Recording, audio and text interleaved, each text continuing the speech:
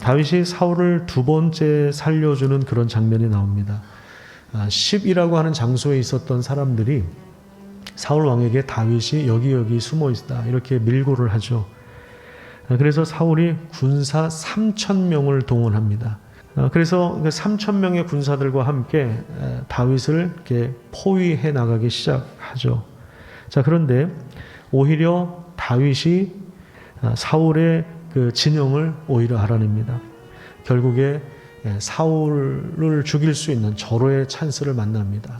아비새도 그렇게 이야기해요. 다윗에게 이르되 하나님이 오늘 당신의 원수를 당신의 손에 넘기셨습니다. 내가 창으로 찔러서 단번에 꽂게 해주십시오.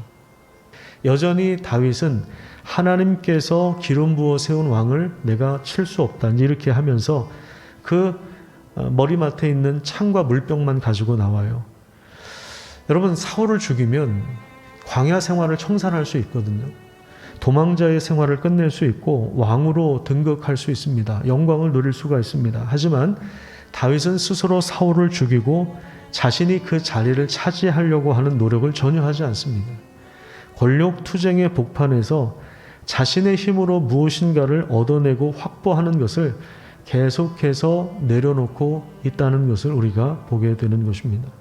이런 상황에서 다윗이 직접 복수를 하지 않은 이유는 오랜 광야 생활을 통하여 하나님이 그를 낮추게 하시고 그를 줄이게 하시면서 하나님의 때를 기다릴 줄을 아는 자로 빚어가고 계셨기 때문에 그렇습니다.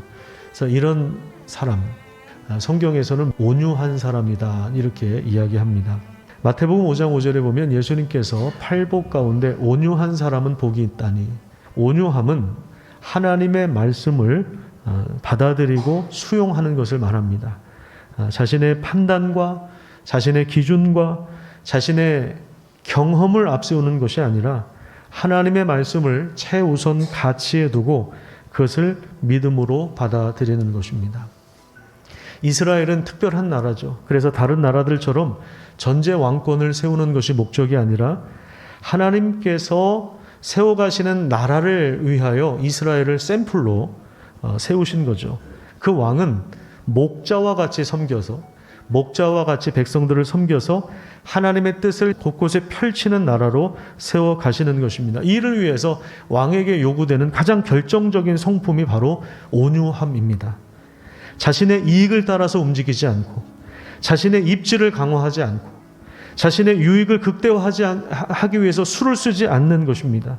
오히려 하나님의 판단을 존중하고, 그리고 하나님께서 정하신 때와 목적에 맞게 자신을 내어드리는 사람, 그래서 역사 속에서 하나님 나라를 세워가기 위하여 앞서가시는 그 하나님을 우리가 바라보면서 그 길을 묵묵히 걸어가는 그 사람이 있다면 그 사람이 바로 온유한 사람인 것입니다. 자신에게 해를 가하고 자신을 향하여 창을 던지는, 자기를 죽이려고 했던 사울 왕에게 복수할 기회가 2번이나 있음에도 불구하고, 결정적인 순간이 2번이나 있음에도 불구하고 자기가 직접 손을 대지 않고 하나님께서 정하신 때를 겸손하게 기다리며 하나님의 절대 왕권에 순종하는 온유한 사람으로 하나님이 다윗을 빚어가고 계시는 것입니다. 그 장소가 어디냐? 바로 광야인 것입니다. 여러분, 우리도 지금 광야를 지나고 있는 것입니다. 하나님의 입에서 나오는 그 말씀으로 우리를 살게 하시는 것입니다. 이 말씀을 받아들여서 광야에서도 최상의 가치를 선택하게 하십니다.